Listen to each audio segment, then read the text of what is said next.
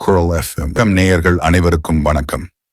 இன்று நாம் காண இருப்பது பிரபல எழுத்தாளர் ரியா அவர்கள் எழுதிய முள்ளோடுதான் முத்தங்களா நாவலின் 2ஆம் சீசனின் 5வது எபிசோட். முந்தைய எபிசோட் பார்க்கலைனா லிங்க் டிஸ்கிரிப்ஷன்ல கொடுத்திருக்கேன், மறக்காம பாருங்க. வாங்க கதைக்குள்ள போகலாம். என்ன எல்லாரும் அப்செட் ஆகிட்டீங்க, என்னாச்சு? மூவரின் முகத்தையும் மாறி மாறி பார்த்து ஷாஹில் கேட்க, அப்பாவோட தங்கச்சி இறந்துட்டாங்க, அவங்கள அப்பாவுக்கு ரொம்ப பிடிக்கும், அதான் நீங்க அப்படி சொல்லவும் அவரோட தங்கச்சி ஞாபகம் வந்துருச்சு. ஷாலினி தன் தந்தையின் தோள் தொட்டு சொல்லவும் ஓ என்றவன் என்ன பேசுவதென்று தெரியாமல் நிற்க, சரி ஓகே சாப்பிடலாம் வாங்க என்றார் தேவி. அதில் பெருமூச்சை விட்ட ஷாலினியின் தந்தை, வாங்க தம்பி போலாம் என மனதை மாற்றிக்கொண்டு சொல்ல அவனும் சின்ன சிரிப்புடன் அவர் பின்னே சென்றான். கை கழுவி விட்டு அமர்ந்தவர்களுக்கு ஷாலினியும் தேவியும் பரிமாறத் தொடங்க, ஆண்டி நீங்களும் உட்காருங்க சாப்பிடலாம். ஷாலினி உட்காருங்க. இல்ல ஆபீசர் சார், நீங்க சாப்பிடுங்க, நானும் அம்மாவும் அப்புறம் சாப்பிட்டுக்கிறோம்.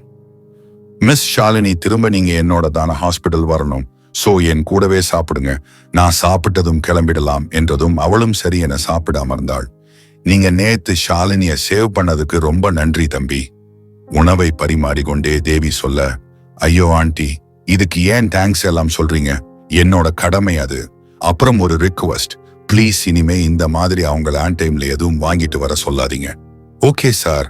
சின்ன சிரிப்புடன் அவர் தலையை ஆட்டவும் ஆண்டி என அவன் முறைக்க, சாரி ஓகேப்பா தம்பி என்றார் அவர்.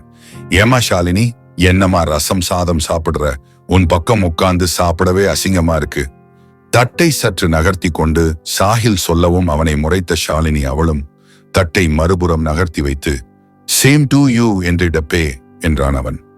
ஆமா அங்கிள், நீங்க முஸ்லீம், ஆண்டி ஹிந்து, இவ பேர் ஷாலினி, அது ஹிந்து பேர், நீங்க ஏன் சண்டைக்கு நிக்கல்? குடும்பத்தில் கொளுத்தி போட முயன்றான் நம் செல்லக்குட்டி சாஹில். யாரு சொன்னா என் பேர் ஷாலினின்னு? ஓ, இது உன் ஒரிஜினல் நேம் இல்லையா? அப்போ உன் பேர் என்ன, ஏஜென்ட் டீனாவா? கிண்டலாக சாஹில் கேட்க வாயில் சோற்றை வைத்துக் கொண்டு அவனை முறைத்தவள் அதே பார்வையோடு தன் தந்தையை பார்க்க அவரோ கமுக்கமாக சிரித்துக் கொண்டிருந்தார். அப்பா என அவள் கத்தவும் முகத்தை மாற்றிக்கொண்டவர், சாஹில், அவ பேர் வெறும் ஷாலினி இல்ல.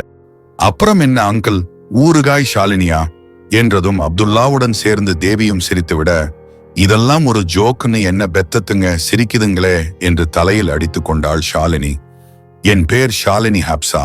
ஷாலினி ஹிந்து நேம், ஹப்சா முஸ்லீம் நேம், ரெண்டும் சேர்ந்து ஷாலினி ஹப்சா. ஸ்கூல்ல எல்லாரும் ஹப்சாவை சுருக்கி ஆப்சுன்னு கூப்பிட்டாங்க, எனக்கு அது பிடிக்கல, அதான் காலேஜ்ல இருந்து ஹப்சாவை பெருசா சொல்லிக்கிறது இல்ல, ஓகேவா என்றதும் ரியானின் முகமே மாறி போனது. அவனும் அப்சராவை ஆப்சுஸ் என்று தானே அழைப்பான்.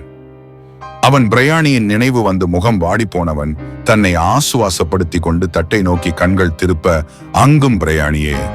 அதை கண்டு விரக்தியாக இதழ் விரித்தவன் மனமெங்கும் சாராவின் நினைவே வந்து அவனை கலங்க செய்ய அடுத்த வாய் உணவு உண்ண தோன்றவில்லை அவனுக்கு. ஆனாலும் மரியாதை நிமித்தமாக அவன் உண்ணத் தொடங்க அவனின் திடீர் முகமாற்றத்தை மூவரும் புரியாமல் பார்த்து வைத்தனர். உண்டு முடிக்கும் வரையிலே அவனிடம் எந்த பேச்சுவார்த்தையும் இல்லை. தான் கூறியதுதான் ஏதோ அவனை காயப்படுத்தி இருக்க கூடும் என்று யோசித்து பார்த்த ஷாலினிக்கு எதுவும் புலப்படவில்லை. ஒருவேளை கொஞ்சம் ஹார்ஷா சொல்லிட்டனா, அதான் ஒரு மாதிரி ஆகிட்டாரா என அவள் யோசித்துக் கொண்டிருக்க சாஹிலோ உண்டு முடித்து எழுந்து இருந்தான். கை கழுவி விட்டு வந்தவன், ஷாலினி போலாமா என கேட்க, என்னாச்சு தம்பி, ஏன் ஒரு மாதிரி ஆகிட்டீங்க, சாப்பாடு நல்லா இல்லையா அக்கறையாக தேவி வினவ. அப்பொழுதுதான் அவனின் மௌனம் இவர்களை பாதித்து இருக்கும் என்பதே அவனுக்கு உரைத்தது. தன்னையே மனதிற்குள் கடிந்து கொண்டவன், ஐயோ ஆண்டி, சாப்பாடு ரொம்ப சூப்பரா இருந்துச்சு, ரொம்ப நாள் கழிச்சு அம்மா கையில சாப்பிட்ட feel, thank you so much. இன்னொரு நாளைக்கு இதே பிரியாணிக்காக கண்டிப்பா நான் வருவேன், கோச்சிக்க மாட்டீங்களே. என்ன தம்பி இப்படி கேட்டீங்க, இது உங்க வீடு மாதிரி, நீங்க எப்போ வேணும்னாலும் வரலாம். நிறைந்த புன்னகையுடன் தேவி சொல்ல அவனும் மிருதுவாக புன்னகைத்தான். அடுத்ததாக அப்துல்லாவிடம் அவன் பேசிக் கொண்டிருக்கும் போதே ஷாலினி வந்து இருக்க, போயிட்டு வரேன் அங்கிள் ஆண்டி என்றவன் ஷாலினியை வரும்படி தலையை ஆட்டிவிட்டு முன்னே நடக்க, பைமா பை பா என்றவளும் அவனுடன் சென்று ஜீப்பில் ஏறி இருந்தாள். சிறிது தூரம் வரையில் இருவரிடமும் எந்த பேச்சும் இல்லை. ஷாலினி தான் அவனை பார்ப்பதுமாய் திரும்புவதுமாய் இருக்க, என்ன ஷாலினி, என்ன கேட்கணும் உங்களுக்கு என்றான் அவன். நீங்க ஏன் அங்க அப்செட் ஆனீங்க? அப்செட்டா? நானா? அப்படியெல்லாம் ஒண்ணும் இல்லையே. இல்ல சார், எனக்கு நல்லாவே தெரிஞ்சது உங்க முகத்துல அப்படி ஒரு வலி என்ன சார் ஆச்சு? நான் ஏதாவது நீங்க ஹர்ட் ஆகுற மாதிரி பேசிட்டேனா? ஆனா நான் எதுவுமே சொல்லலையே, என் பேரதான சொன்னேன். ஹார்ஷா எதுவும் பெரிதாவும் இருந்துச்சா? தவிப்புடன் அவள் கேட்கவும் லேசாக புன்னகைத்தவன், சில் ஷாலினி, அப்படியெல்லாம் ஒண்ணுமில்ல என்றிட, இல்ல சார், நீங்க என்னன்னு சொல்லுங்க, அது வரைக்கும் என் மனசு நிம்மதியாவே இருக்காது. நீங்க சொன்ன பேர் எனக்கு ரொம்ப நெருக்கமானவங்களோட பேர். அதான் அவங்க ஞாபகம் வந்து அப்செட் ஆகிட்டேன். விரக்தியான சிரிப்புடன் அவன் சொல்லவும் அவனை புரியாமல் பார்த்தவள், எந்த பேர் ஹப்சாவா? இல்லை என அவன் தலையை ஆட்ட, அப்புறம் என்ன சார்? ஆப்சு. சொல்லும் போதே அவன் முகத்தில் ஒரு குறும்புன்னகை வந்து செல்ல, அதை கண்ட அவள் முகத்திலும் அழகான புன்னகை குடியேறியது. யாரு அவங்க? உங்க சிஸ்டரா? ஆப்ராட்ல இருக்காங்கன்னு சொன்னீங்களே, அவங்களா? ஐய, சிஸ்டர் எல்லாம் இல்ல, எங் ஆளு. வெக்க சிரிப்புடன் அவன் சொல்ல, ஓஹ் என கிண்டலாக இழுத்தாள். ஷாலினி, எங்க இருக்காங்க அவங்க? என்ன பண்ணிட்டு இருக்காங்க? அவ இப்போ என்னோட இல்ல. என்னோட இல்லனா புரியல. பிரேக்கப் ஆகிடுச்சா? இல்ல, அவ இறந்துட்டா.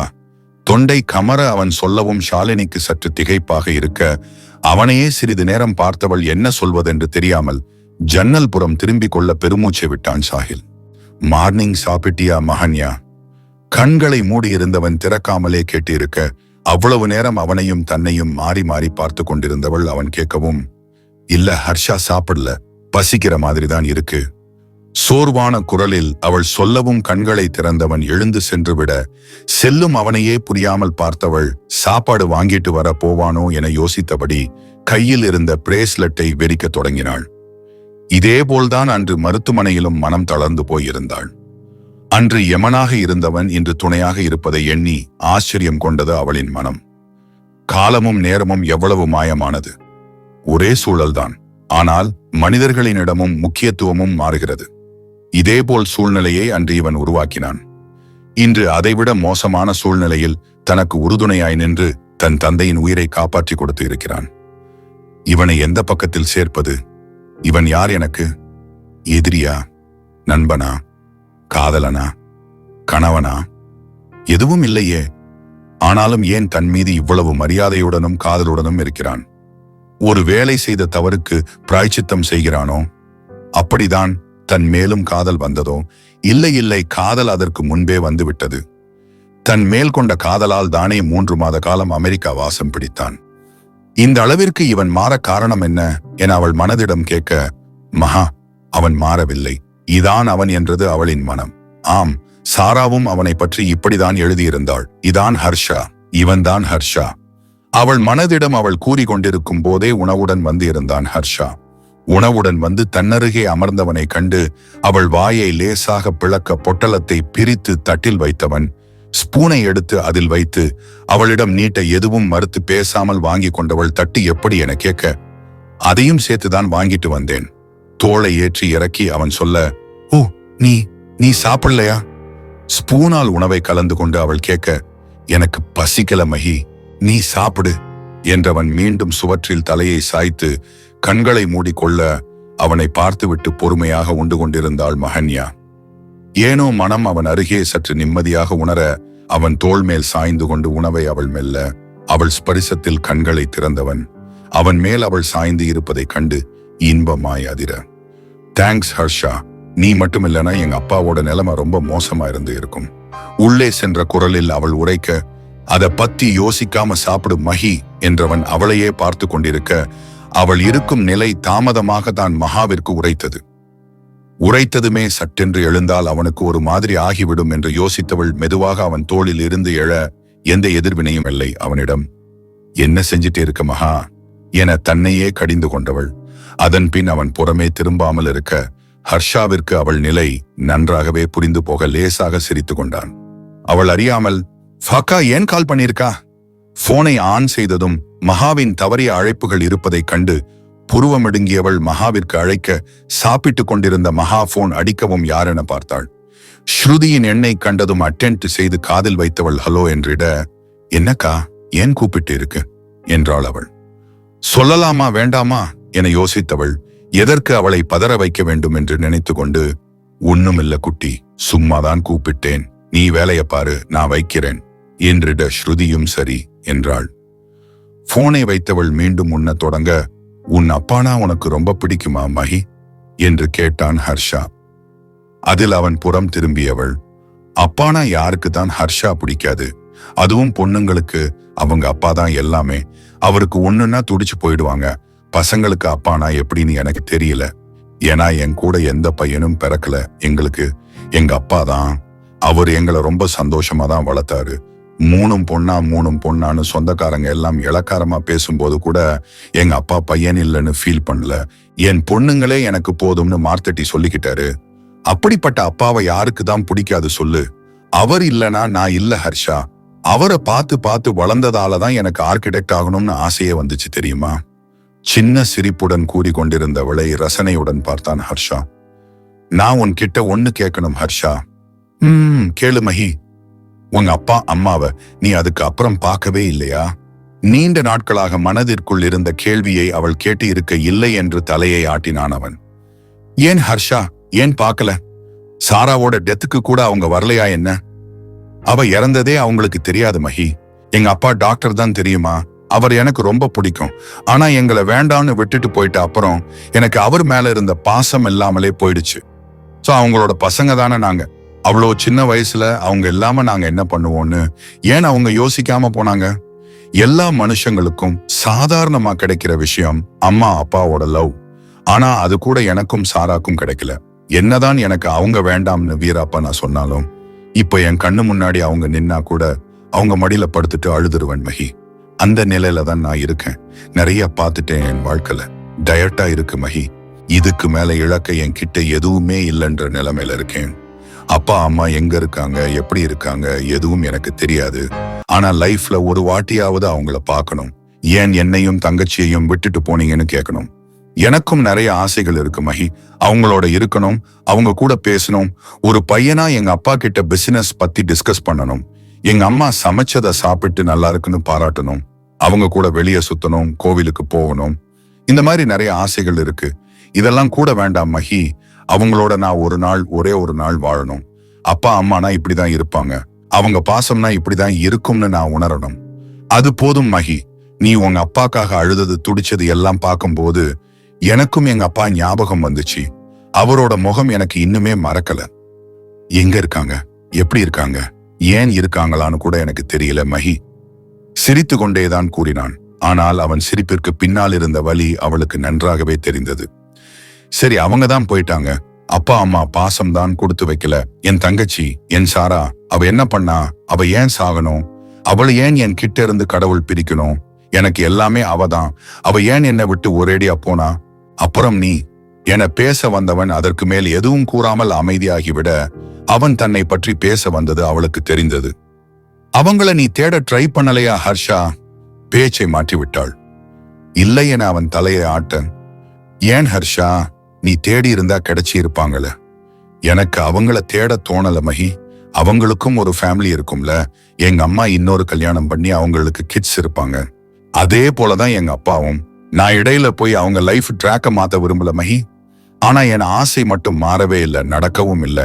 இது வரைக்கும் நான் இதை நிரவ் கிட்ட கூட சொன்னது இல்ல மஹி. உன்கிட்ட தான் சொல்றேன்.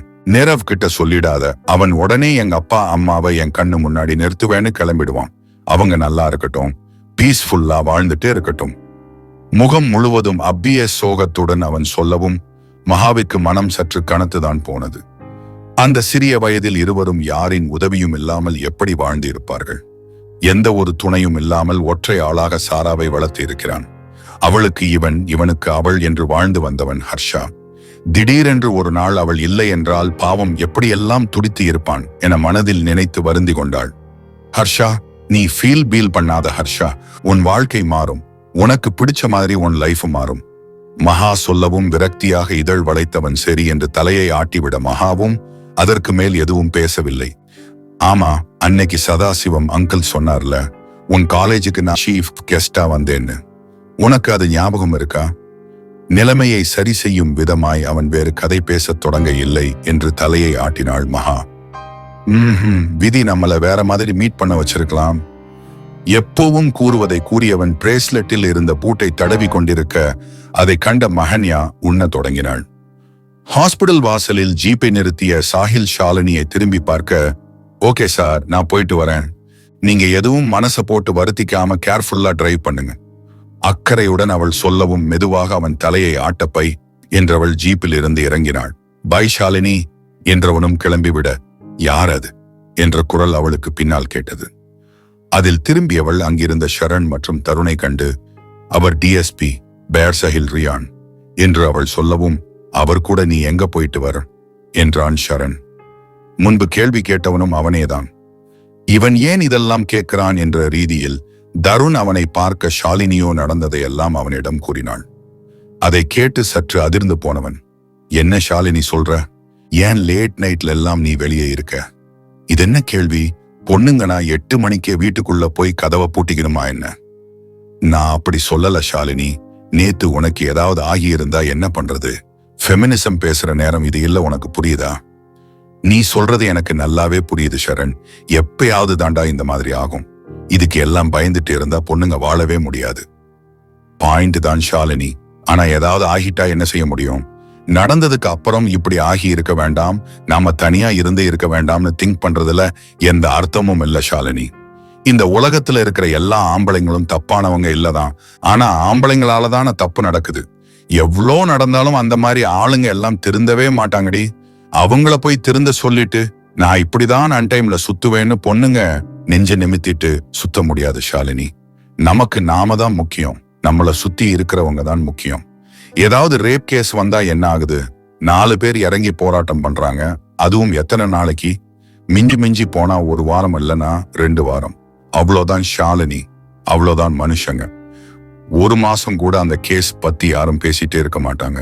அடுத்த கேஸ் வரும், அதை பத்தி பேச போயிடுவாங்க. லாஸ்ட்ல அந்த பொண்ணோட இழப்பு யாருக்கு? காலம் முழுக்க வலிக்கும். அவள் பெத்தவங்களுக்கும் அவளுக்கு நெருக்கமா இருக்கிறவங்களுக்கும் மட்டும்தானே. பசங்க உங்ககிட்ட வந்து இந்த மாதிரி லேட் நைட்ல வெளியே போகாத, தனியா போகாத, ட்ரெஸ் ப்ராப்பரா பண்ணுன்னு சொல்றதெல்லாம் டாமினேட் பண்றது கிடையாது ஷாலினி. உங்க மேல இருக்கிற அக்கறை, லவ், கேர் இதுக்காக தான் நாங்க சொல்றோம். தயவு செஞ்சு சொன்னா கேளுங்க. அதை விட்டுட்டு ஃபெமினிசம் பேசாதீங்க ப்ளீஸ். மூச்சு முட்ட பேசி முடித்தவன் ஷாலினிக்கு புரிந்ததா என அவள் முகம் பார்க்க அவளோ வாயை பிளந்து அவனை பார்த்து கொண்டிருந்தாள். என்னடி புரிஞ்சுதா? புரிஞ்சதுடா. எப்பா, நான் ஃபெமினிசம் எல்லாம் பேசல, காமனா தான் சொன்னேன். இனிமே லேட் ஆகிட்டா நான் வெளியே போகல, வீட்டுக்குள்ளேயே பத்திரமா இருந்துக்கிறேன். போதுமா? அது போதும் ஷாலினி. அப்புறம் இனிமே நீ தனியா எல்லாம் போகாதா? நானே உன்னை டிராப் பண்ணிடுறேன் என்றவனை அவள் ஏன் என்பது போல் பார்க்க, நீ என் கூட படிச்ச பொண்ணு, உன் மேல எனக்கு கொஞ்சம் அக்கறை இருக்கு. என் வீடும் உன் தெரு பக்கம்தான், அதனால நான் உன் கூடவே வரேன், நீ போ என அவன் சொல்லவும் ஷாலினியும் சரி என்று கிளம்பிவிட, என்னடா நடக்குது இங்க என்றான் அவன் நண்பன் தருண். என்ன நடக்குது? என்னாச்சு? ஒன்றுமே அறியாதது போல் அவன் கேட்க, இப்ப எதுக்கு அவகிட்ட நீ 7 பக்கத்துக்கு பேசின? உன் வீட்டுக்கும் அவ ஏரியாக்கும் சம்பந்தமே இல்ல. ஏன் பொய் சொன்ன? நம்ம கூட படிக்கிற பொண்ணுடா, அவ பாதுகாப்பு நமக்கு முக்கியம், அதான் என்றவன் திருட்டு மொழியுடன் உள்ளே சென்றுவிட, பையன் ரொம்ப பொங்குறானே என நினைத்து கொண்டான் தருண். செல்வி கோவிலில் இருந்து மருத்துவமனை வந்து இருக்க மகாவின் தந்தையும் கண் விழித்து இருந்தார். மேடம், உங்க அப்பா கண்ணு முழிச்சிட்டாரு, நீங்க போய் பாருங்க என்று கூறிவிட்டு சென்றார் தாதி. வாமா என செல்வியை அழைத்தவள் ஹர்ஷாவை வரும்படி கண்களால் அழைக்க அவனும் மெல்லிய தலையசைப்புடன் அவர்கள் பின்னே சென்றான். சோர்ந்து போய் படுத்து கிடந்தவர் இவர்கள் உள்ளே நுழையவும் கண்களை திறக்க, அப்பா எப்படிப்பா இருக்கு என்றாள் மகா. கேட்கும் பொழுதே அவளின் குரல் உடைந்து போய்விட, எனக்கு என்னடா, நல்லாதான் இருக்கேன், நீ ஃபீல் பண்ணாது என்றிருந்தார் அவர். என்னங்க இப்படி ஆகிடுச்சு? செல்வி ஒரு பக்கம் அழுகத் தொடங்க மகாவிற்கும் அழுகை வருவது போல் இருந்தது. அழாத செல்வி, எனக்கு ஒண்ணுமில்ல, பாரு, நீ அழுறத பார்த்து என் பொண்ணும் அழுறா, அழாதம்மா என்கவும் அவரின் கையை பிடித்து கொண்ட செல்வி இன்னும் உடைந்து அழுக சின்ன சிரிப்புடன் அவரை பார்த்தார் அனந்தகிருஷ்ணன். மகாவும் ஒரு புறம் கண்ணீர் விட அவள் தோளில் லேசாக தட்டி கொடுத்தான் ஹர்ஷா. அதில் அவன் புறம் திரும்பியவள், அப்பா உனக்கு ட்ரீட்மெண்ட் பார்த்தது ஹர்ஷாதான் என்றிட, நன்றிப்பா என்றார் அவர். இட்ஸ் ஓகே ஆன்சுல் ஒருவித சங்கடத்துடன் அவன் உரைக்க செல்வியின் அழுகை நின்ற பாடில்லை. மகா, அம்மாவை கூட்டிட்டு வெளியே போடா, இங்க இருந்தா அழுதுட்டே தான் இருப்பா, போய் அவளுக்கு டீ வாங்கி கொடு என்கவும் மகா அவரை அழைத்து கொண்டு வெளியே செல்ல, எப்படி இருக்கு அங்கிள், பெயின் இருக்கா என்றான் ஹர்ஷா. இல்லப்பா, வலிக்கெல்லாம் இல்ல, கொஞ்சம் டயர்டா இருக்கு. சரி ஆகிடும் அங்கிள் என்றவன் அதற்கு மேல் என்ன பேசுவது என்று தெரியாமல் நின்றான். அவனால் அவரை எதிர்கொள்ளவே முடியவில்லை என்று சொல்லலாம். இவன் மகாவை செய்த கொடுமைகள் எப்படியும் அவர் அறிந்திருப்பார்தானே. அந்த எண்ணமே அவரிடம் அவனை இயல்பாக இருக்க விடவில்லை. வெளியே செல்லலாம் என அவன் திரும்ப, ஹர்ஷா இங்க வாங்க என்றார் அவர். அதில் மெதுவாக அவர் புறம் திரும்பியவன் சங்கடத்துடனே அவர் அருகே சென்று நிற்க, உட்காருங்க சேரை கண் காட்டி அவர் சொல்ல அவனும் அமர்ந்தான். எனக்கு உங்க மேல எந்த கோபமும் இல்லப்பா. சூழ்நிலை எல்லாரையும் மாத்திட்டே தான் இருக்கும். அதை வச்சு மனுஷங்களோட குணத்தை தீர்மானிக்க முடியாது. உங்களை நான் எதுவும் திட்டிட மாட்டேன். நீங்க சங்கடப்படாம இருங்க. நீங்க பண்ண தப்புக்கு பிராய்ச்சித்தமா ஏன் உயிரை காப்பாத்தி கொடுத்து இருக்கீங்க. கடவுள் உங்க பாவத்தை இது மூலயமா கழிச்சுட்டா இருப்பா. நீங்க இனிமேலும் அதையே நினைச்சிட்டே இருக்காம நிம்மதியா இருங்க. உங்க அளவுக்கு பெரிய மனசு எனக்கு இருந்தா அந்த மாதிரி ஒரு இன்சிடென்ட்டே நடந்து இருக்காது அங்கிள். வியப்புடன் கூறியவனை கண்டு மெலிதாக புன்னகைத்தார் அவர். அவரின் பெண்ணை தான் செய்த கொடுமைகள் தான் எத்தனை. ஆனால் அதையெல்லாம் மனதில் வைத்துக் கொள்ளாமல் தன் புறமும் யோசித்து பேசுகிறாரே என்றெண்ணி ஆச்சரியமடைந்தான் அவன். உங்களை பத்தி மகா நிறைய சொல்லியிருக்கா. தங்கச்சிக்காக டாக்டர் ஆகியிருக்கீங்க. அதே சமயம் பிசினஸ் மேனேஜ்மெண்ட்டும் படிச்சிருக்கீங்க. யாரால முடியும் சொல்லுங்க. எனக்கும் என் பொண்ணை டாக்டர் படிக்க வைக்கணும்னு தான் ஆசை. எங்க நடக்காம போயிடுமோன்னு நினைச்சேன். ஆனா நிரவ் தம்பி உதவியால ஆகிட்டா. உங்களை மாதிரி அப்பா எல்லாருக்கும் கிடைச்சிராது அங்கிள். மகா, ஸ்ருதி, கங்கா 3 பேரும் நீங்க கிடைச்சதுக்கு ரொம்ப புண்ணியம் பண்ணி இருக்கணும். நிறைந்த மனதுடன் அவன் சொல்லவும் மறுத்து தலையை ஆட்டியவர், நான் தான் அவங்கள மாதிரி பொண்ணுங்க கிடைக்க கொடுத்து வச்சிருக்கணும். அதுவும் மகா எங்க வீட்டுக்கு குலதெய்வம்பா. என்ன பெத்த தாயோட மறுபிறவி என் பொண்ணு மகா. அவ இல்லனா எங்க குடும்பம் இந்த அளவுக்கு இருந்தே இருக்காது. எனக்கு இப்படி ஒரு ஆக்சிடென்ட் ஆகும்னு நான் நினைக்கவே இல்லை. எந்த பொண்ணுப்பா இப்படி இருக்கிற அப்பாவை பாத்துக்கிறா சொல்லுங்க. என் மகா என்ன பாத்துக்கிட்டா. ஸ்ருதிய நான் குறை சொல்லல, அவளும் என்ன பாத்துக்கிட்டாதான். ஆனா மொத்த குடும்பத்தையும் பாத்துக்கிட்டது என் பொண்ணு மகா தானே. எனக்கு இப்படி ஆனதும் என் பொண்ணு ரொம்ப உடைஞ்சு போயிட்டா. கரெக்டா அவ அக்காக்கு அப்ப கல்யாணம் வச்சு இருந்தோம். எனக்கு இப்படி ஆகவும் என்னால எதுவும் செய்ய முடியல. அப்ப மகாக்கு 19 வயசு. குடும்ப பாரத்தை சுமக்கிற வயசா அது. அந்த வயசுல ஒத்த ஆளா அவ அக்கா கல்யாணத்தை நடத்தினா. குடும்ப சூழ்நிலைய புரிஞ்சிக்காம பண்றாளேன்னு கங்கா மேல நான் கோவப்பட்டேன். ஆனா அவ எங்களை வேண்டாம்ன்ற மாதிரி தூக்கி எரிஞ்சு பேசினா.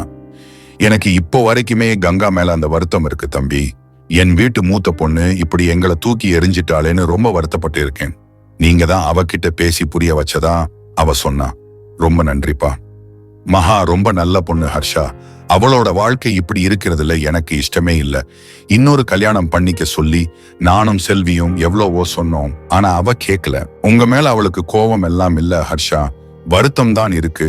நடந்ததையே நினைச்சிட்டு இருந்தா வாழ்க்கைய வாழ முடியாது ஹர்ஷா. என் பொண்ணு கூட நீங்க வாழணும். நீங்க 2 பேரும் ஒன்னா சந்தோஷமா 100 வருஷத்துக்கு வாழணும். இதான் என் ஆசை. ஆனா மகா கிட்ட சொன்னா அவ ஒத்துக்க மாட்டா. என் பொண்ணு இப்படி தனியாவே இருக்குது. என் மனசுக்கு ரொம்ப உறுத்துதுப்பா. நீங்க இத பத்தி அவகிட்ட பேசலாம்ல. அங்கிள், நீங்க சொல்றது எல்லாம் எனக்கு புரியுது. ஆனா நானும் மகனியாவும் சேர வாய்ப்பே இல்லை அங்கிள். அவளுக்கு நான் செஞ்ச கொடுமை எல்லாம் ரொம்ப அதிகம். நான் இல்லனாதான் அங்கிள் அவ லைஃப் நல்லா இருக்கும். அவ நிம்மதியா சந்தோஷமா வாழட்டும் அங்கிள். அவ லைஃப்ல நான் இல்லனாதான் நிம்மதின்னு அவளே சொன்னதுக்கு அப்புறம் நான் குறுக்க போறது நல்லா இருக்காது அங்கிள். எனக்கு அவளோட நிம்மதியும் சந்தோஷமும் தான் முக்கியம். அது நான் இல்லனாதான் அவளுக்கு கிடைக்கும்னா கண்டிப்பா நான் அவ வாழ்க்கைக்குள்ள வரமாட்டேன். அவ நல்லா இருக்கான்ற நினைப்பே போதும் அங்கிள். நான் வாழ்ந்துப்பேன். இல்லப்பா, அது வேண்டாம் அங்கிள். மகன்யாக்கு நான் வேண்டாம். அவ ஹாப்பியா இருக்கணும் அங்கிள். அப்புறம் அவ தனியா எல்லாம் இல்லையே. அவளுக்கு தான் ஆரவச்சாரா இருக்காங்களே, அவங்க மகனியாவை பார்த்துப்பாங்க. என்னடா இவன் இப்படி பேசுறான்னு தப்பா எடுத்துக்காதீங்க. இதுதான் நியாயம். நீங்க எதுவும் யோசிச்சு உங்க உடம்ப கெடுத்துக்காதீங்க அங்கிள். மகா உங்களுக்கு எப்படியோ அப்படிதான் எனக்கும். அவ சந்தோஷத்துக்காக நீங்க என்கிட்ட பேசுறீங்க. அதே சந்தோஷத்துக்காக தான் நானும் தள்ளி நிக்கிறேன். நான் வரேன் அங்கிள் என்றவன் திரும்ப அங்கு மகா உணர்ச்சி துடைத்த முகத்துடன் நின்று இருந்தாள்.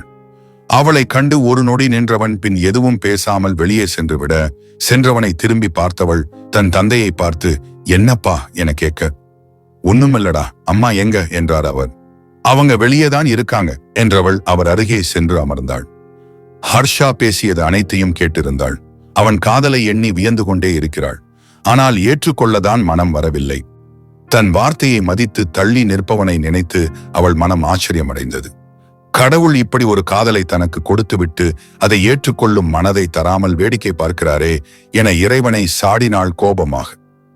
அவள் முகத்தை வைத்தே அவள் மனதில் ஓடிக்கொண்டிருப்பதை படித்தவர் மகா என்றழைக்க கண்கள் உயர்த்தி அவரை பார்த்தாள் மஹன்யா. ஹர்ஷா மேல உனக்கு எந்த கோபமும் இல்லதானடா? இல்லை என்பது போல் அவள் தலையை ஆட்டியவள். அவன் மேல எனக்கு கோபம் இல்லப்பா, வருத்தம்தான் என்றிட லேசாக புன்னகைத்தார் அவர். மகளை சரியாக புரிந்து வைத்து இருப்பதை எண்ணி பெருமை கொண்டது அவரின் மனம். டேய், வெளியே போட்டு இருக்கியே ஒரு விளம்பரம், அது உன்னால எடுக்க முடியுமா? முடியாதா? கையை கட்டி கொண்டு காட்டமாக ஸ்ருதி கேட்க நிறவோ அலட்சியமாக தலையை ஆட்டினான். முடியாது என்பது போல். என்னது முடியாதா? என் மானம் போகுது, மரியாதையா அதை எடுத்துரு, இல்லனா நானே எரிச்சிடுவேன். எதே எரிப்பியா? ராவோட ராவா ஆளுங்களை பிடிச்சி பேனர் அடிச்சு அதை இங்க செட் பண்ணி வச்சா நீ ஈஸியா எரிச்சிடுவேன்னு சொல்ற. பொங்கி போய் அவன் கேட்க, ஆமா நீ கூட தான் எங்க அக்கா எங்க, எங்க அக்கா எப்படி இருக்கா, நல்லா இருக்காளான்னு கேட்ட. அப்போ எல்லாம் தலைய ஆட்டிட்டு பேச்ச ஈஸியா மாத்தி விட்டனா? ஏதாவது சொன்னேனா? ஐயோ, நீங்க எதுவுமே சொல்லல மிஸ் ஸ்ருதி, ஜஸ்ட் என்ன விட்டுட்டு போன மட்டும்தான் சொன்னீங்க. அது போதாதா என்ன உயிரோட சாகடிக்க? இயல்பாக பேசினாலும் அவன் வார்த்தையில அவ்வளவு வலி இருந்தது. நீ தப்பு பண்ணதால தானே நான் கோவப்பட்டேன், என்னமோ உன் மேல தப்பே இல்லாத மாதிரி பேசுற. சரி, நான் என்ன தப்பு பண்ணேன் அத கொஞ்சம் சொல்லேன். ஏன் செஞ்ச உனக்கு தெரியாதா? இல்ல தெரியல, நீ சொல்லு என்கவும் கோபம் உச்சிக்கு ஏறியது ஸ்ருதிக்கு. எங்க அக்காவை பத்தி என் கிட்ட இருந்து நீ மறைச்சது தப்பு இல்ல. பல்லை கடித்து கொண்டு அவள் கேட்கவும் பட்டென்று சேரில் இருந்து எழுந்தவன் அவள் அருகே வர அவன் செயலில் துள்ளி விழுந்தாள். ஸ்ருதி அவளை நெருங்கி வந்து அவளின் முழங்கையை பிடித்து இழுத்தவன், மிஸ் ஸ்ருதி அனந்தகிருஷ்ணன், உங்களுக்கு என்னோட சைடு புரியுதா? இல்ல நான் தான் என் வாயால அதை சொல்லி புரிய வைக்கணுமா? உங்களுக்கு புரியலைன்னா சொல்லுங்க, உங்களை காதலிச்ச பாவத்துக்கு நானே சொல்லி தொலைகிறேன். கோபத்தில் அவனும் பல்லை கடித்து கொண்டு கேட்க, சொல்லுங்க மிஸ்டர் நிரவ் மதுரன் கேட்கிறேன் என்றாள் திமிராக. சரி ஸ்ருதி, நானே என் சைடு என்னன்னு சொல்றேன். எடுத்துக்காட்டுக்கு உங்க அக்காவை நான் கொன்னுடுறேன். என்ன பண்ணுவ நீ? சொல்லு, என்ன பண்ணுவ? காரணமே இல்லாம கொன்னுடுறேன், என்ன பண்ணுவ? ஸ்ருதி சொல்லு. தெரியாம பண்ணிட்டான்னு விட்டுருவியா? விட மாட்டல. என்ன பழி வாங்கணும்னு துடிப்பதான். அப்படிதான் நாங்களும் மகாவை தேடணும். அவ கொல்லதான் தேடணும். ஆனா மகாவோட லைஃப் பத்தி தெரிஞ்சதுக்கு அப்புறம் அவளா இருக்காதுன்னு எனக்கு தோணுச்சு. நான் தேவ் கிட்ட சொல்ல ட்ரை பண்ணேன், ஆனா அவன் காது கொடுத்து கேட்கவே இல்லை. மகாவை கொல்றதுல அவ்வளோ வெறியா இருந்தான். எனக்கும் முழுசா எதுவும் தெரியல. அவன் சொல்லிதான் நான் மகாவை என் கூட கூட்டிட்டு போனேன். கண்டிப்பா அவ சாகிற அளவுக்கு நான் விட்டுருக்க மாட்டேன். அவளை கல்யாணம் பண்ணிக்கிறதா சொல்லிதான் தேவ் அழைச்சிட்டு வர சொன்னான். அவன் அதுக்கு அப்புறம் அவ்வளோ ரூல்ஸ் போடுவான்னு நான் நினைக்கல. அதுல இருந்து மகாவை வெளியே கொண்டு வரணும்னு நாய் மாதிரி அலைஞ்சிட்டு இருந்தேன். ஏன்னா எந்த எவிடன்ஸும் இல்லாம மகா தப்பு பண்ணலன்னு நான் சொன்னா தேவ் நம்ப மாட்டான், மகாவை கொன்னுடுவான். அவன் கிட்ட இருந்து ஒரேடியா மகாவை காப்பாத்தணும்னு எவ்வளவோ ட்ரை பண்ணேன். எல்லாம் என் கை மீறி போயிட்டே இருந்துச்சு. அதுக்கெல்லாம் நான் எவ்வளோ துடிச்சேன்னு உனக்கு தெரியாது ஸ்ருதி. மகாவை அந்த ரூம்குள்ளேயே அடைச்சு வச்சிருந்தான் தேவ். அதுக்குள்ள இருந்து உன் அக்காவை வெளியே கொண்டு வந்ததுன்னா அவளுக்கு ஒரு வேளை மட்டுமே சாப்பாடு கொடுத்தான். அதை மாத்தினவன்னா உன் அக்காவை நான் ஒன்னும் அப்படியே விட்டுல ஸ்ருதி. அவளுக்காக மட்டும்தான் தினமும் நான் போராடிட்டே இருந்தேன். எங்கேயும் எந்த க்ளூவும் கிடைக்கல. அவள் எப்படி இதுல இருந்து வெளியே கொண்டு வரதுன்னு தெரியாம பைத்தியக்காரன் மாதிரி அலைஞ்சிட்டே இருந்தேன். அப்படி இருந்தவனை ஒரு இடத்துல நிக்க வச்சது நீதான் கண்ணம்மா. உன்கிட்ட இருக்கும் போதுதான் நான் அதெல்லாம் மறந்துட்டு கொஞ்சம் நிம்மதியா இருந்தேன். சாப்பிடாம தூங்காம இருந்தனா உன்னோட இருக்கும் போதுதான் மன அமைதியை உணர்ந்தேன். அப்போவும் நீ மகாபத்தியே கேட்கும் போது நான் என்ன நொடி சொல்ல முடியும்? அவளை கொல்ல அங்க ஒருத்தன் ஏற்பாடு பண்ணிட்டே இருக்கான்னு சொல்ல முடியுமா? நான் உன்கிட்ட இருந்து மறைக்கணும்னு மறைக்கல ஸ்ருதி. என்னோட குற்ற உணர்ச்சி என்ன பேச விடல. அதான் நான் டாபிக் சேஞ்ச் பண்ணிடுவேன்.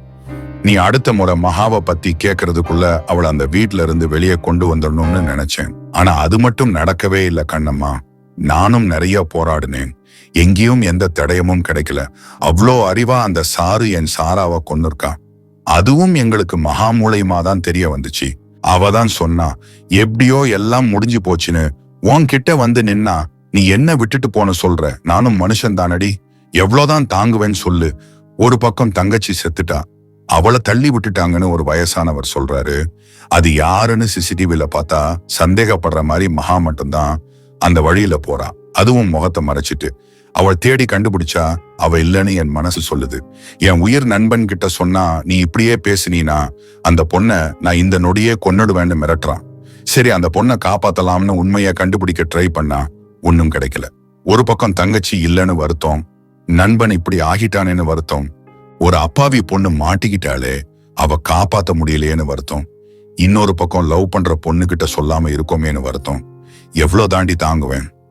நீ தானே கண்ணம்மா என்ன புரிஞ்சுக்கிட்டே இருக்கணும். எனக்கு துணையா நீ தானடி இருந்து இருக்கணும். நீயே இப்படி விட்டுட்டு போன்னு சொன்னா எப்படிமா? எங்க அப்பா அம்மா முகம் கூட எனக்கு ஞாபகம் இல்லடி. ஆனா உன் உருவத்துல நான் அவங்கள பார்த்தேன் கண்ணம்மா. ஆனா நீயே இப்படி என்ன விட்டுட்டு போனா நான் தனியாகிட வேண்டி எனக்கு என்ன சொல்றதுன்னே தெரியல ஸ்ருதி. நீதான் கண்ணம்மா எனக்கு எல்லாமே. உனக்கு ஏன் அது புரியவே மாட்டேங்குது? ஏன் என்ன ஒதுக்கி ஒதுக்கி வைக்கிற? ஏன் உனக்கும் வலிய கொடுத்துட்டு என்னையும் சாகடிக்கிற? ஒவ்வொரு வாட்டியும் நீ விலகி போகும்போதெல்லாம் எனக்கு எப்படி வலிச்சதுன்னு தெரியுமாடி? நீ பேசுறத விட அலட்சியமா என்ன ஒரு பார்வை பாப்ப பாரு, அப்படி வலிக்கும்டி. எனக்கு எல்லாமா உன்னதான் கண்ணம்மா நினைச்சிட்டு இருக்கேன். நீயும் என்ன விட்டுட்டு போயிடாத பிளீஸ். ஏற்கனவே 5 வருஷம் நீ இல்லாம ஒரு ஜடமா இருந்துட்டேன். இதுக்கு மேலேயாவது மனுஷனா இருக்கணும்னு நினைக்கிறேன். என்ன புரிஞ்சுக்கோமா? என்னோட இருமா பிளீஸ். கையை கூப்பி கண்ணீருடன் அவன் பேசி முடிக்கவும் கதவை திறந்த ஸ்ருதி அழுது கொண்டே வெளியே சென்று விட, தான் இவ்வளவு பேசியும் விட்டு செல்பவளை எண்ணி கோபம் கொண்ட நிரவ் சுவற்றிலே கையை ஓங்கி குத்தினான். நேராக ரெஸ்ட் ரூமிற்குள் நுழைந்தவள் டேப்பை திறந்துவிட்டு கதறி அழுதாள். அவனுக்குள் இருந்த வலியெல்லாம் வாய் வழியே கேட்ட பிறகு அவள் மனம் தாங்கவே இல்லை. நமக்கு எவ்வளவு வலித்தாலும் நம்மை பிடித்தவர்களுக்கு ஒரு வலி என்றால் நம் வலியை மறந்துவிட்டு அவர்களுக்கு மருந்தாக மாறுவோம். ஸ்ருதியும் அந்த நிலையில்தான் இருக்கிறாள். நிரவ்வின் காயங்களுக்கு மருந்தாக மாற நினைக்கிறாள். ஆனால் அக்காவின் முகம் கண்முன் வந்து கடிவாளமிடுகிறது. அவனை ஏற்றுக்கொள்வாள்தான். அதற்கு அவள் மனம் கொஞ்சம் பக்குவம் அடைய வேண்டும். யாரோ கதவை தட்டவும் எஸ் என மகா சொல்ல வீல் சேருடன் உள்ளே நுழைந்தான் ஹர்ஷா. மஹன்யா டிஸ்சார்ஜ் பண்ணிக்கலாம், அப்புறம் நான் சில டேப்லெட்ஸ் கொடுக்கிறேன், தவறாம அவருக்கு கொடுங்க. லைட் ஃபுட் கொடுங்க, ஹெவியா எதுவும் வேண்டாம். அப்புறம் நான்வெஜ் அவாய்ட் பண்ணிடுங்க, ஃப்ரூட்ஸ் கொடுங்க, அப்புறம் ஃபிஷ் கூட கொடுக்கலாம். 2 நாளைக்கு அப்புறம் ஒரு வாட்டி அவரை செக் பண்ணிக்கோங்க. இப்ப கிளம்பலாம் என்றவனுக்கு சின்ன தலையசைப்பை பதிலாக அவள் கொடுக்க அங்கிள் போலாம் என அவரிடம் கூறினான். ஹர்ஷா சரிப்பா என்று அவர் தலையை ஆட்ட அவரை தூக்கி வீல் சேரில் அமர வைத்தவன் தள்ளி கொண்டு வெளியே செல்ல மஹன்யா தன் தாயை அழைத்து கொண்டு அவன் பின்னே சென்றாள். மகாவின் காரில் அவரை அமர வைத்தவன் மகாவை நோக்கி வர செல்வியை காருக்குள் அமர சொல்லியவள் ஹர்ஷாவை கண்டு பில் பே பண்ணிட்டியா என கேட்க, டேப்லெட்ஸ்க்கு மட்டும்தான் பில், ட்ரீட்மெண்ட் நாம பார்த்ததுக்கு அவங்க கேட்டுருவாங்களா? மிரட்டும் துணியில் அவன் சொல்லவும் லேசாக இதழ் விரித்தவள். Okay Harsha, thanks for everything, நாங்க வரோம் என்றிட்ட. நான் வரேன் மஹி, வீட்டுக்கு வந்து அவரை தூக்கணும்ல, நீ எப்படி மேனேஜ் பண்ணிப்ப? இல்ல ஹர்ஷா, நீ இவ்ளோ ஹெல்ப் பண்ணதே பெரிய விஷயம், ஏன் உனக்கு வீண் சிரமம்? நான் பாத்துக்கிறேன். இதுல எனக்கு எந்த சிரமமும் இல்ல Mahi, please let me do this. நான் என் கார்ல வரேன், நீ உன் கார்ல வா. உங்க வீடு எனக்கு தெரியும், அன்னைக்கு செல்வி ஆண்டி கூட்டிட்டு போனாங்க. ஹான் ஹர்ஷா, அம்மா சொன்னாங்க. சரி வா. பவுண்ட். எந்த தயக்கமும் இல்லாமல் கூறியவள் அவள் காரை நோக்கி சென்றுவிட ஹர்ஷாவும் தன் வண்டியில் ஏறினான். வீட்டை அடைந்ததும் முதல் ஆளாக காரில் இருந்து இறங்கியவன் மகா காரை நோக்கி செல்ல அவன் வருவதற்குள் வீல் சேரை எடுத்து வெளியே வைத்திருந்தாள் மஹன்யா. அதில் அவரை தூக்கி அமர வைத்தவன் வாசலை நோக்கி நகர்த்தி செல்ல ஆரத்தி தட்டுடன் நின்றிருந்தார் செல்வி. ஹர்ஷாவும் மகாவும் அருகருகே நின்றிருக்க அவர்களுக்கே ஆரத்தி எடுப்பது போல் உணர்ந்து இருவரும் ஒருவரை ஒருவர் பார்த்து கொண்டனர். ஆனந்த கிருஷ்ணனை தள்ளி கொண்டு செல்வி உள்ளே சென்றும் இருவரும் நகர்ந்த பாடில்லை. மகா என உள்ளே சென்றவர் குரல் கொடுக்கவும் தான் சுயம் வந்து பார்வையை விலக்கி கொண்டனர். உள்ளவா ஹர்ஷா? இட்ஸ் ஓகே மஹன்யா, நான் வந்த வேலை முடிஞ்சது, நான் கிளம்புறேன். Take care of him. ஏதாவது ஹெல்ப் நான் feel free to call me. Nerav மட்டும் டாக்டர் இல்ல, நானும் டாக்டர் தான். சின்ன சிரிப்புடன் அவன் சொல்லவும் சங்கடமாக பார்த்தாள் மஹன்யா. இல்ல ஹர்ஷா, நீ டாக்டர்னே எனக்கு மைண்ட்ல ரெஜிஸ்டர் ஆகல. நீ எப்பவும் ட்ரீட்மெண்ட் பார்த்ததே இல்ல, பிசினஸ்ல தான் இருப்ப நேரவண்ணாதான் பார்த்திருக்காங்க. அப்புறம் இப்போ ஸ்ருதிக்கு கூட அவர் தான ட்ரைனிங் கொடுக்கறாரு. சோ எனக்கு அவர் தான் ஸ்ட்ரைக் ஆனாரு. தப்பா எடுத்துக்காது. ஐயோ இல்ல மஹி, நான் தப்பா எல்லாம் எடுத்துக்கல. எனக்கே நான் டாக்டர் தான் அடிக்கடி ஞாபகப்படுத்திக்க வேண்டியதா இருக்கும். நான் சும்மா சொன்னேன், அவரை பத்திரமா பாத்துக்கோ, நான் கிளம்புறேன். அண்ட் நீயும் சாப்பிடு, நிம்மதியா தூங்கு. அவருக்கு ஒன்னும் இல்ல, நான் பாத்துக்கிறேன். Thank you so much Harsha. நீ இல்லனா கண்டிப்பா இன்னைக்கு நான் ரொம்ப வருத்தப்பட்டு இருப்பேன். அப்பாக்கு அப்படி ஆகவும் நான் நானாவே இல்ல, ஒரு சின்ன குழந்தை மாதிரி பயந்து போயிட்டேன். அப்பாக்கு அவ பொண்ணு எப்பவுமே குழந்தைதான் மகி. அழகான புன்னகையுடன் கூறியவனை கண்டு அவள் உதட்டிலும் புன்னகை அரும்பியது. ஃப்ரெண்ட்ஸ், கையை நீட்டி அவள் கேட்கவும் சற்று திகைத்து போனவன் அவளை புரியாமல் பார்க்க, நீ நல்லவன்னு தெரியும், ஆனா என் விஷயத்துல கெட்டவன்னு நினைச்சேன். இல்லன்னு இன்னைக்கு புரிஞ்சுகிட்டேன். உன்னை நான் வேற மாதிரி தான் ஹர்ஷா பார்த்தேன். ஆனா விதிதான் நம்ம வாழ்க்கையில விளையாடிருச்சு. லைஃப் நம்மள வேற ட்ராக்ல மீட் பண்ண வச்சிருக்கலாம். இட்ஸ் ஓகே ஹர்ஷா, இனிமே கொஞ்சம் மாறலாமே. Let's be good friends. என்ன குற்ற உணர்ச்சியோட நீ இனிமே பார்க்க வேண்டாம். எங்க அப்பாவை நீ சேவ் பண்ணதுல நீ செஞ்ச எல்லா தப்பும் ஒண்ணுமே இல்லாத மாதிரி ஆகிடுச்சு ஹர்ஷா. எங்க அப்பா உயிருக்காக தான் உன்கிட்ட வந்தேன். இப்போவும் எங்க அப்பா உயிருக்காக தான் உன்னை நான் மனுஷனா பாக்குறேன். காலம் எல்லாத்தையும் சரி செய்யும்னு நம்புவோம். நான் உன்னை தேவா இனி பார்க்க மாட்டேன், ஹர்ஷாவா தான் பார்க்க போறேன். முழு மனதுடன் அவள் சொல்லவும் ஹர்ஷாவிற்கு கண்கள் எல்லாம் கலங்கிவிட, அவள் கையில் தன் கையை அவன் கோர்க்கவும் இருவரின் பிரேஸ்லெட்டும் இணைந்து கொள்ள, அதை கண்டு இருவரும் வாய்விட்டு சிரித்தனர். வீட்டிற்கு வந்த ஸ்ருதி என்றுமில்லாத அமைதி வீட்டில் நிலவுவதை கண்டு புருவம் சுருக்கினாள். அம்மா எங்க இருக்க என்று கத்திக்கொண்டே சமையலறை நோக்கி அவள் செல்ல, அவர் அங்கு தான் இருந்தார். என்னம்மா, வீட்ல யாருமே இல்லையா? ரொம்ப சைலண்டா இருக்கு. அப்பா என்ன பண்றாரு? தூங்கிட்டு இருக்காரா? ஆமா ஸ்ருதி, அப்பாவும் நானும் இன்னைக்கு அக்கா கட்டிட்டு இருக்கிற காலேஜ் பார்க்க போயிருந்தோம். அதான் அவர் டயட்ல தூங்கிட்டு இருக்காரு. மகா பிள்ளைங்களை கூட்டிட்டு வர ஸ்கூலுக்கு போயிருக்கா. நீ போய் கை கால் கழுவிட்டு வா, டீ போட்டு தரேன் என்று அவர் சொல்லவும் ஸ்ருதி அவள் அறையை நோக்கி சென்று விட்டாள். மகாதான் ஸ்ருதிக்கு தெரிந்தால் வருத்தம் கொள்வாள், அதனால் கூற வேண்டாம் என்று கூறியிருந்தாள். செல்விக்கும் அது சரி என்றே பட ஸ்ருதியிடம் சொல்லாமல் மறைத்து விட்டார். பள்ளிவாசலில் நின்றிருந்த மகன்யா தன் பிள்ளைகள் தன்னை கண்டதும் உற்சாகமாக ஓடி வருவதைக் கண்டு மனம் குளிர்ந்து போனாள். இருவரும் ஓடி வந்து அவள் காலை பிடித்து கொள்ள, ஹோ வாஸ் யுவர் டே என்றாள் அவள். நல்லா போச்சு மம்மா, ஆனா நம்ம சாராதான் மேத்ஸ் மேம் கிட்ட திட்டு வாங்கினா. ஆரவ் கமுக்கமாக சிரித்து கொண்டே சொல்லவும் சாரா கோபித்து கொண்டு முகத்தை திருப்பிக் கொள்ள என்னாச்சு என்றாள் மகாவும் அவள் கடுப்பை அதிகரிக்க வேண்டி. அவங்க இன்னைக்கு அடிஷன் சொல்லி கொடுத்தாங்க, அப்புறம் எங்களையே ட்ரை பண்ண சொன்னாங்க. ஆனா சாராக்கு வரவே இல்லை. பாவம், அந்த மேம் எவ்வளோ டைம் சொல்லி கொடுத்தாங்க, அப்போவும் இவளுக்கு புரியல் என்றதும் மகா சிரித்து விட, மம்மா நீயும் சிரிச்சா நான் அழுதுருவேன். உதட்டை பிதுக்கி கொண்டு பாவமாக சாரா சொல்ல அதில் சிரிப்பதை நிறுத்தியவள், மம்மாக்கும் மேட்ச் வராது சாரா. சோ நீ மம்மா மாதிரிதான். சோ நீ பெருமையாதான் ஃபீல் பண்ணணும், பேடா ஃபீல் பண்ண கூடாது. அவளின் கண்ணம் கிள்ளி மகா சொல்ல, அப்போ நான் அப்பா மாதிரியா மம்மா என்றிருந்தான் ஆரவ். அவன் கேட்கவும் மகாவின் முகம் நொடியில் மாறிவிட எதுவும் பேசாமல் கார் கதவை திறந்தவள் இருவரையும் தூக்கி உள்ளே அமர வைத்து விட்டு வண்டியை எடுக்க, மம்மா நான் ஒண்ணு கேட்டேன், நீ அதுக்கு பதில் சொல்லவே இல்லையே என்றான் ஆரவ் விடாமல். அமைதியா வந்தா ஐஸ்கிரீம் வாங்கி தருவேன் என்றதும் அதை மறந்து போய் ஐஸ்கிரீம் கேட்டு குதிக்க தொடங்கிவிட்டனர் குழந்தைகள். அவர்கள் அடைந்த மகிழ்ச்சியை கண்டு மனக்குளிர்ந்து போன மகன்யா இருவருக்கும் ஐஸ்கிரீம் வாங்கி கொடுத்த பின்னரே வீட்டிற்கு அழைத்து சென்றாள். அடுத்த நாள் மருத்துவமனைக்குள் நுழைந்த ஸ்ருதி நேற்று இருந்த பேனர் இன்று இல்லாததை கண்டு புருவம் இடுங்கினாள். நேற்று நிரவ் அவளிடம் பேசியதும் ஓடியவள் அதன் பின் அவனை பார்க்கவில்லை. அவனும் இவளை தேடி வரவில்லை.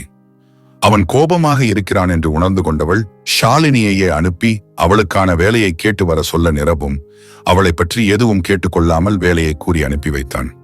தன்னை வர சொல்லி அவளிடம் சொல்லி அனுப்புவான் என்று எண்ணியவளுக்கு ஏமாற்றமே மிஞ்சியது. ஸ்ருதி, உனக்கு இன்னைக்கு ஓட்டில ஆபரேஷன் தியேட்டர் தான் வேலையாம். என்னடி மது, என்ன பத்தி எதுவும் கேட்கலையா? சோர்ந்து போன குரலில் கேட்டவளை பாவமாக பார்த்த ஷாலினி இல்லை என்று தலையை ஆட்ட ஸ்ருதியின் முகமே மாறிப்போனது. ஷாலினியிடம் கூட சொல்லிக் கொள்ளாமல் அவள் எழுந்து சென்றுவிட, இவங்கள சேத்துவை ஆண்டவா என்று வேண்டியவளுக்கு சாஹிலின் நினைவு வந்தது. அவன் விரும்பிய பெண் இறந்து விட்டதாக கூறிய பொழுது இவளுக்கு இதயம் அவ்வளவு கனத்து போனது. அவனை தேற்றி ஆறுதல் சொல்லும் தைரியம் கூட இல்லை. இப்பொழுது அழைத்து பார்ப்போம் என எண்ணியவள் அவன் எண்ணிற்கு அழைக்க எடுத்தவுடன், hello, this is DSP Sahil Riyan என்றான் கம்பீரமாக. அவனின் குரலிலும் மிடுக்கிலும் புல்லரித்து போனவள் ஹலோ என்றிட, yes is what do you want என்றான் அவன். இன்னும் இவளின் எண்ணை அவன் சேமித்து இருக்கவில்லை.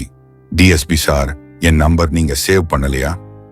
சோகமான குரலில் அவள் கேட்கவும் புருவத்தை கீறியவன் யார் நீங்க என கண்டறிய முடியாமல் கேட்க, I am doctor Shalini Hafsa Abdullah. அம்மா பேர் தேவி. எங்க வீட்டுக்கு நேத்து வந்து பிரியாணி எல்லாம் சாப்பிட்டீங்களே, போதுமா இல்ல இன்னும் ஏதாவது ஞாபகப்படுத்தணுமா என்றதும் ஷஷ் என்றவன், ஷாரி ஷாலினி, அன்னைக்கு நான் போன் எடுக்கவே இல்ல, எடுத்து இருந்தா உங்க நம்பர் சேவ் பண்ணிருப்பேன். பரவாயில்ல விடுங்க, நான் உங்களை மன்னிச்சிட்டேன். பெரிய மனதுடன் அவள் சொல்லவும் வாய் விட்டு சிரித்தவன், நிஜமாவே சாரிங்க என்றிட, ஓகே போலீஸ்கார், நான் தான் மன்னிச்சிட்டேன்னு சொல்லிட்டேனே, அப்புறம் என்ன? கிண்டல் துணியில் அவள் சொல்லவும் இன்னும் சிரித்தான் சாஹில். அவன் சிரிப்பில் மனம் நிம்மதி அடைவதை உணர்ந்தவள் லேசான இதழ் விரிப்புடன் அமைதியாயிருக்க, சிரித்து முடித்தவன், எது கூப்பிட்டீங்க என கேட்க, இல்ல நேத்து போகும்போது கொஞ்சம் அப்செட்டாவே போனீங்க, அதான் இன்னும் அதே மைண்ட் செட்ல இருக்கீங்களான்னு தெரிஞ்சுக்கதான் கூப்பிட்டேன் என்கவும் அவள் அக்கறையில் மனம் குளிர்ந்து போனான் சாஹில். I'm alright Shalini. சின்ன சிரிப்புடன் அவன் சொல்லவும் ஓகே என அவள் தலையை ஆட்ட இருவருக்குள்ளும் அமைதி நிலவியது. அதற்கு மேல் என்ன பேசுவதென்று அவள் யோசிக்க அவளாக பேசுவாள் என்று அவன் மௌனம் காத்தான். அவள் எதுவும் பேசாமல் இருக்கவும், ஓகே ஷாலினி வைக்கட்டுமா என்று விட்டான் அவன். வேலை தலைக்கு மேல் இருக்கிறதே, அதனால்தான். அவன் கேட்கவும் அவளும் சரி என்று விட, பாய் என்றவன் வைத்து விட்டான். அதன் பின் அவனை எண்ணி ஒரு 10 நிமிடம் புன்னகைத்துக் கொண்டே இருந்தவள் தன் வேலையை பார்க்க வேண்டி சென்று விட்டாள். கிருஷ்ணா, நேக்கு ஹர்ஷா சார் முகத்துல எந்த குற்ற உணர்ச்சியும் வலியும் தெரியல, நோக்கி எதுவும் தெரியுதா? அவனின் மகி இனிமேல் குற்ற உணர்ச்சி வேண்டாம் என்று கூறியதால் அவனின் மனம் சற்று மாறியிருந்தது. அவள் கேட்கவும் தலை திருப்பி அவனை பார்த்த பாலா, இல்லடி மாமி, அவன் நார்மலா தான் இருக்கான் என்றிட நம் மாமிக்கு கோபம் பொங்கியது. அவள் அவனை திட்டாமல் இருந்ததற்கு காரணம் மகா கூறியதுதான். தன்னை பார்க்கும் போதெல்லாம் அவன் முகத்தில் குற்ற உணர்வு வெளிப்படும், இதுதான் நான் அவனுக்கு கொடுத்த தண்டனை என்று. அதை அவள் கண்டு இருந்தால் அவன் மேல் கோபம் குறைந்து இருக்குமோ என்னவோ. அவன் முகத்தில் அப்படி எதுவும் தெரியாததால் கோபம் மீண்டும் வந்து இலவச இணைப்பாக சேர்ந்து கொண்டது. அப்ப என்ன அர்த்தம்? அவளுக்கு என் மேம் கொடுத்த தண்டனை எல்லாம் போதாதுன்னு அர்த்தம். இப்பவே நான் மஹன்யா மேம் கிட்ட சொல்லி அவளுக்கு பெரிய தண்டனையா தர சொல்றேன். அப்பதான் திரும்ப இந்த மாதிரி செய்ய அவ யோசிப்பா. கோபம் பொங்க கூறியவள் மகாவை நோக்கி அடியெடுத்து வைக்க அவள் கையை பிடித்து நிறுத்தினான் பாலா. அவன் கையை பிடிக்கவும் என்னவென அவள் பார்க்க, இது அவங்களுக்குள்ள இருக்கிற விஷயம் மீரா, நீ ஏன் இன்வால்வ் ஆகுற என்று கேட்க எரியும் நெருப்பில் எண்ணெயை ஊற்றியது போலாகிற்று. என்ன பேசுறேள்? நேக்கு அவ மேல அக்கறை இருக்கு, நான் அப்படிதான் இன்வால்வ் ஆவேன், இதுல நீங்க இன்வால்வ் ஆகாம இருங்க, அதுவே நேக்கு போதும். ஐயோ மீரா, உனக்கு நான் எப்படி புரிய வைக்கிறது? குழந்தை போல் கோபம் கொள்பவளிடம் என்னவென்று சொல்வது என அவனுக்கு புரியவே இல்லை.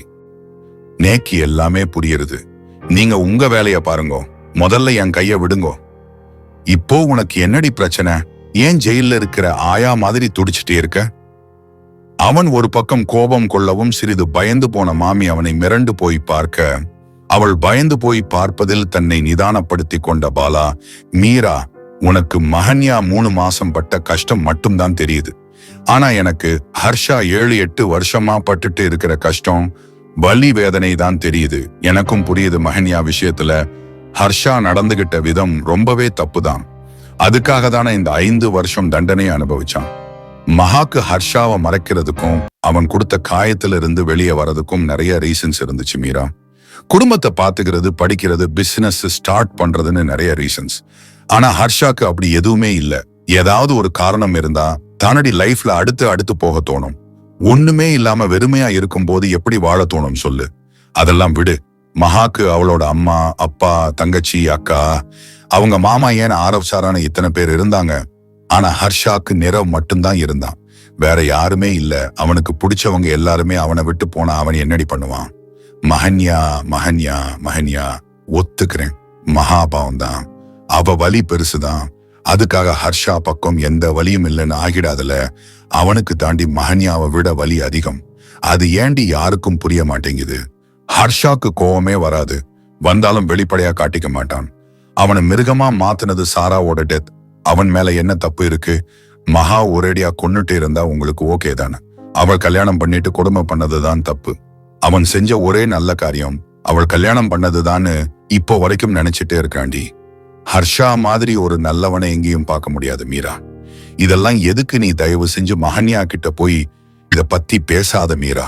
அவங்க இனிமேலாவது சந்தோஷமா இருக்கட்டும். கை கூப்பி அவன் சொல்லவும் அவன் கையை இறக்கி விட்டவள், ஹர்ஷா சார் சைடு நான் பார்க்கவே இல்லை கிருஷ்ணா. ஆனா நீங்க சொல்றச்சதான் நேக்கு புரியுறது. இனிமே நான் ஹர்ஷா சார் மேல கோவப்பட மாட்டேன் என்றவளை சின்ன சிரிப்புடன் பார்த்தான் பாலா. எப்பொழுதும் போல் கேன்டீனில் அமர்ந்து அனைவரும் உண்டு கொண்டிருக்க ஸ்ருதியோ நிரவை பார்ப்பதுமாய் தலை குனிவதுமாய் இருந்தாள். அவள் பார்வையை கண்டு திரும்பி பார்த்த ஷாலினி அங்கு நிரவ் சிரித்து பேசிக் கொண்டிருப்பதை கண்டு அவனை முறைத்து வைத்தாள். தன் தோழி இங்கு கவலையில் இருக்கும் பொழுது அதை கண்டு கொள்ளாமல் இவருக்கு என்ன சிரிப்பு என்ற காண்டுதான் அவளுக்கு. ஸ்ருதி என அவள் கையை ஷாலினி பிடிக்கவும் அவள் முகத்தை பார்த்த ஸ்ருதி என்னடி என்று வினவ, இன்னும் எத்தனை நாளைக்கு ஸ்ருதி உன்னோட கோவத்தை இழுத்து பிடிச்சிட்டே இருக்க போற? ஆல்ரெடி 5 வருஷத்தை வேஸ்ட் பண்ணிட்டீங்கடி. ஒருத்தருக்கு ஒருத்தர் பிடிக்கலைன்னா கூட பரவாயில்ல ஸ்ருதி. உன்னாலையும் அவர் இல்லாம இருக்க முடியாது, அவராலையும் நீ இல்லாம இருக்க முடியாது. இப்படி இருக்கும்போது ஏன் உங்க 2 பேருக்கும் இடையில வீண் கோவத்தையும் ஈகோவையும் கொண்டு வர? எல்லாத்தையும் தூக்கி போடு ஸ்ருதி. பிடிச்சவங்களை விட நம்ம லைஃப்ல வேற எதுவுமே முக்கியம் கிடையாதுடி என்றவளை ஆவென பார்த்தனர் தருண் மற்றும் ஷரண்.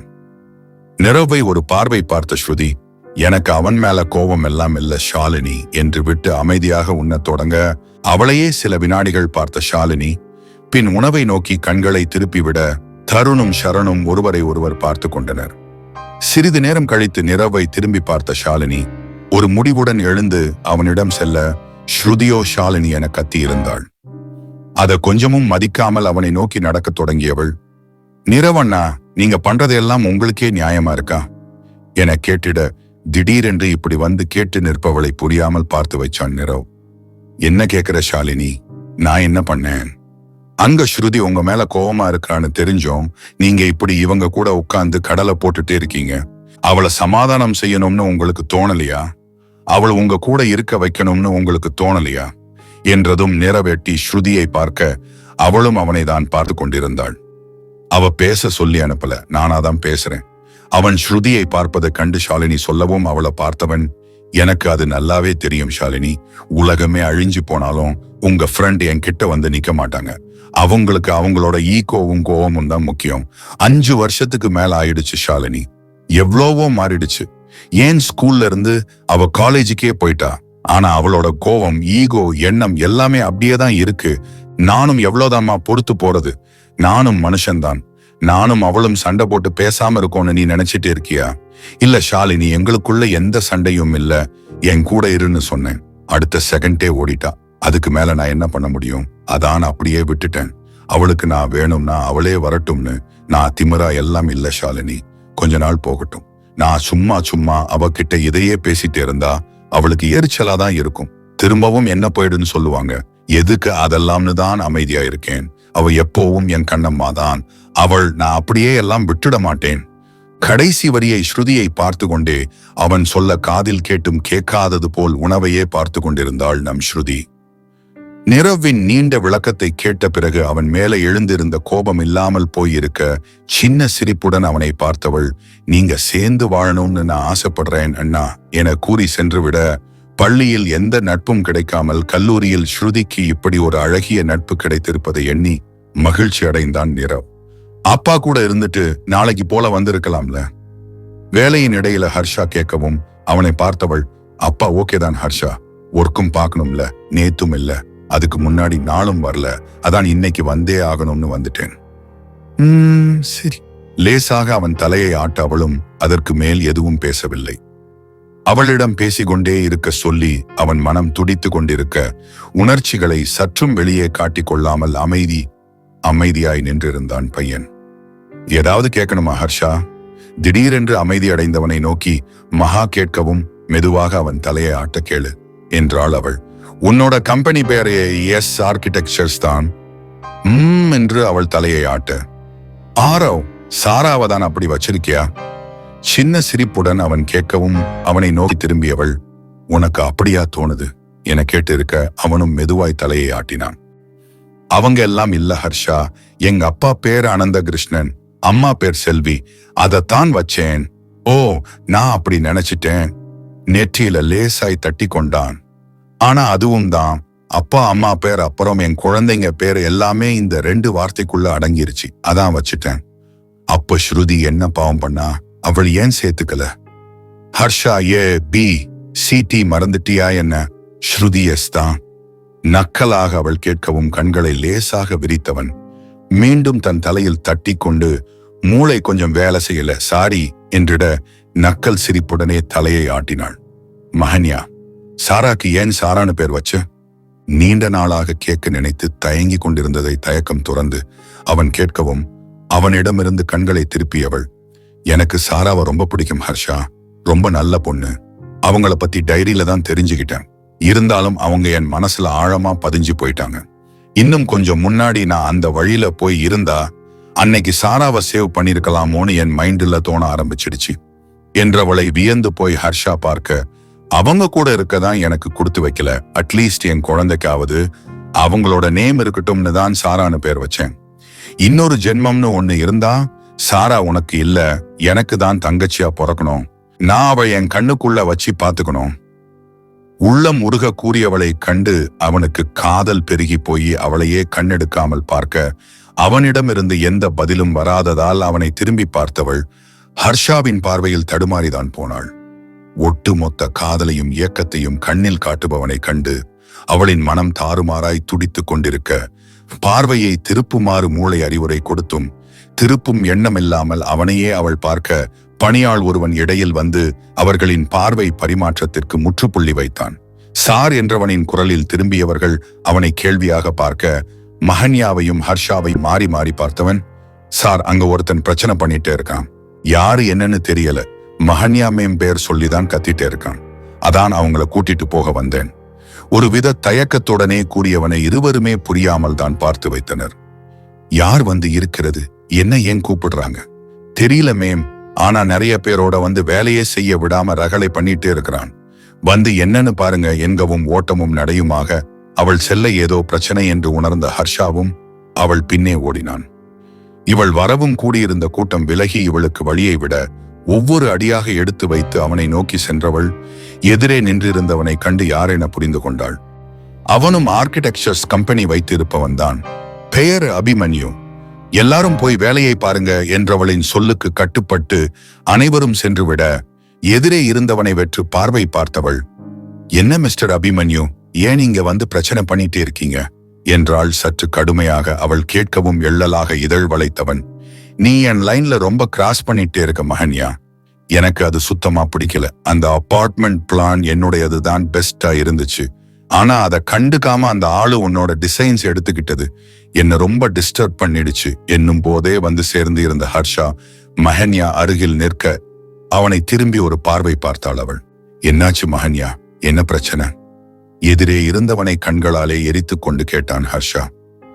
அவன் பேசுவதை கேட்டுக்கொண்டே தான் மகாவிடம் வந்து நின்றிருந்தான். அவன் பேசிய விதம் இவனுக்கு கோபத்தை கிளறிய போதும் எதுவும் செய்யாமல் மஹன்யாவின் எண்ணத்தை அறிந்து கொள்ள அமைதியாயிருக்கிறான். இல்லையென்றால் ஹர்ஷாவின் கைதான் பேசியிருக்கும்.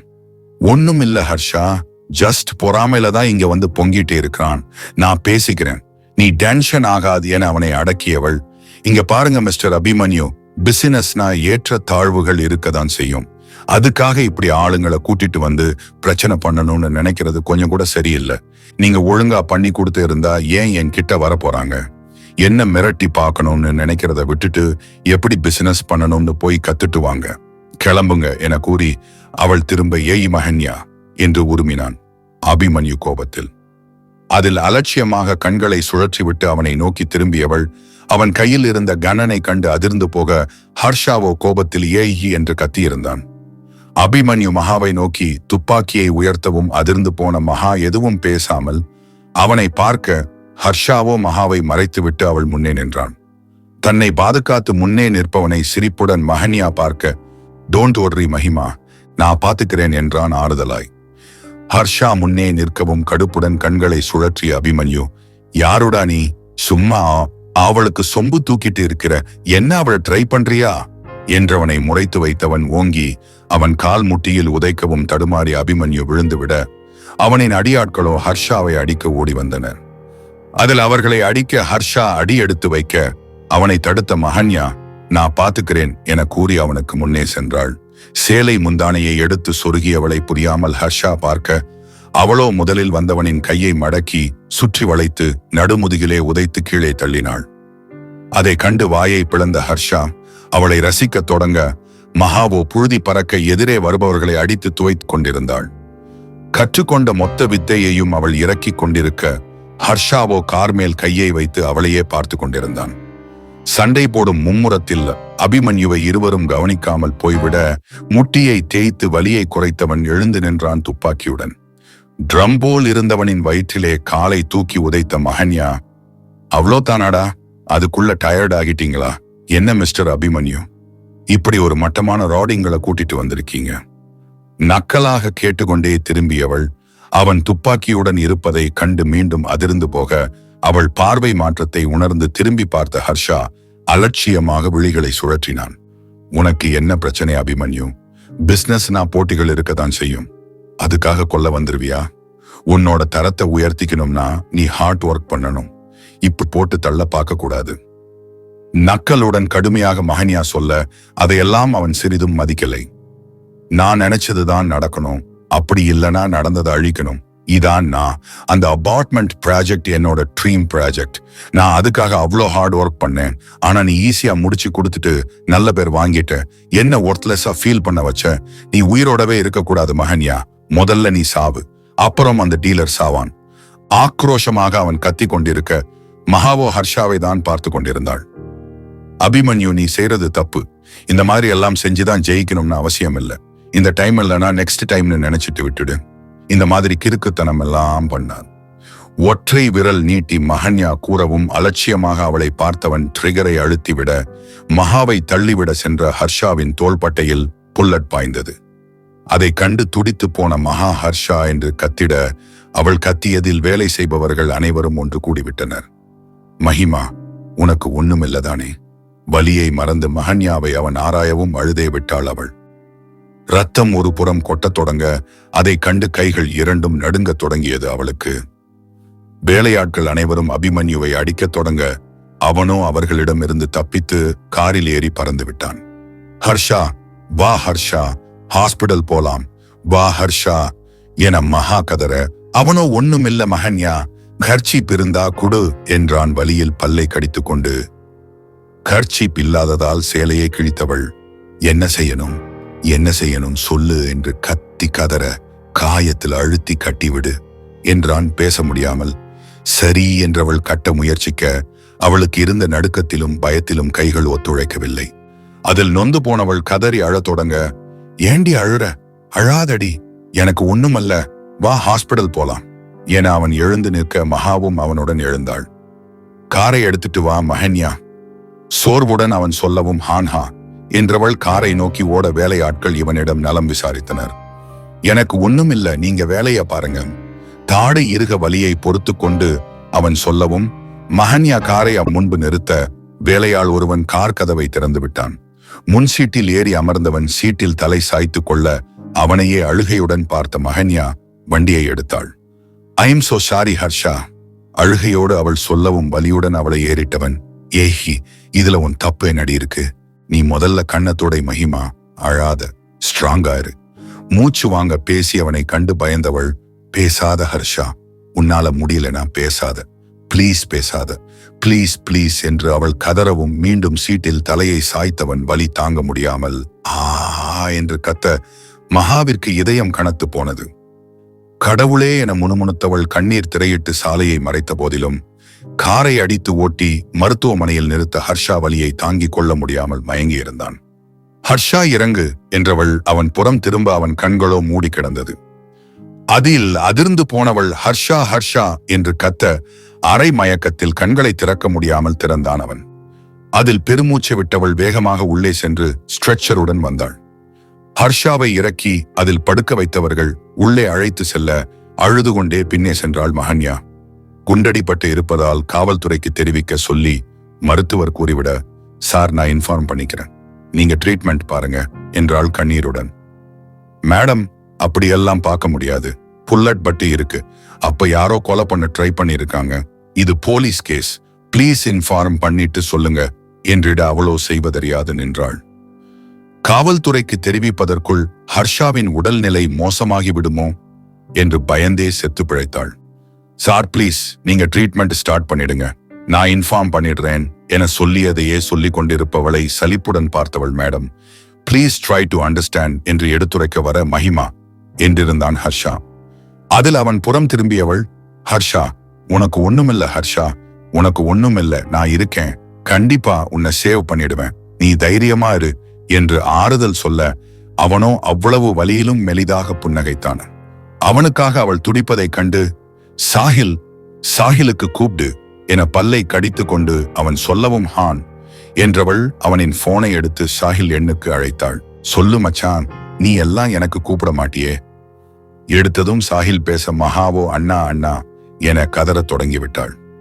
அவள் குரலை கேட்டு இவன் ஒரு பக்கம் பதறி போய், என்னம்மா மகா நீ பேசுற, என் மச்சான் எங்க என கேட்க, அண்ணா ஹர்ஷாக்கு அடிபட்டுருச்சு, நீங்க KM ஹாஸ்பிடலுக்கு வாங்கண்ணா ப்ளீஸ் என்று அவள் சொல்லவும் 10 நிமிஷத்துல வரேன் என்றவன் சொல்லியது போல் அடுத்த 10வது நிமிஷம் அங்கு இருந்தான்.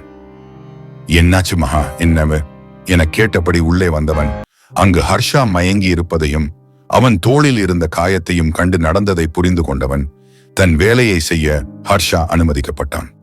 மகா நீ ஹர்ஷா கூட போ, நான் ஃபார்மாலிட்டிஸ் எல்லாம் முடிச்சிட்டு வரேன் என்கவும் சரி என தலையை ஆட்டியவள் ஒட்டமும் நடையுமாக பின்னே சென்றாள். சிறிது நேரம் கழித்து ஆபரேஷன் தியேட்டருக்கு வெளியே அமர்ந்திருந்த மெஹன்யா நர்ஸ் ஒருவர் அவளை நோக்கி வரவும் எழுந்து நின்றாள். பேஷண்ட் பேர் என்ன? ஹர்ஷா தேவ் நடுங்கிய குரலில் பதில் அளித்தாள் மகா. ஓகே, அவரோட ஏஜ் 31. பிளட் குரூப் தெரியுமா? O positive. நிற்காமல் வந்து கொண்டிருந்த கண்ணீரை துடைத்து கொண்டே பதில் அளித்தாள் மஹன்யா. பரவாயில்ல, ரேர் குரூப்பா இருக்குமோன்னு நினைச்சேன், ஹெவி பிளட் லாஸ் ஆகி இருக்கு என்கவும் தன்னையே நொந்து கொண்டாள் மஹன்யா. அவன்தான் கூறினானே இறுக்கமாக கட்ட சொல்லி, இவளால் தான் கட்டிவிட முடியாமல் போயிற்று. அப்படி கட்டியிருந்தால் இரத்த போக்கை கட்டுப்படுத்தி இருக்கலாம். ஓகே, அவரோட ஃபேமிலி மெம்பர்ஸ் யாராவது வர சொல்லுங்க மேடம். அவர் சொல்லவும் புரியாமல் பார்த்தவள் ஏன் எதுக்கு என பதற்றமாகிவிட, இதுல சைன் பண்ணணும், அதுக்குதான் அவரோட உயிருக்கு எந்த உத்தரவாதமும் நாங்க கொடுக்கல, அவருக்கு என்ன ஆனாலும் அதுக்கு எங்க ஹாஸ்பிடல் பொறுப்பு இல்ல, இதுதான் இதுல போட்டு இருக்கு, இதுல சைன் பண்ணாதான் நாங்க ஆபரேஷனை ஸ்டார்ட் பண்ண முடியும். என்ன நீங்க இப்படி சொல்றீங்க? தோல்ல தானே அடிபட்டு இருக்கு, அதுக்கும் உயிர் போறதுக்கும் என்ன சம்பந்தம்?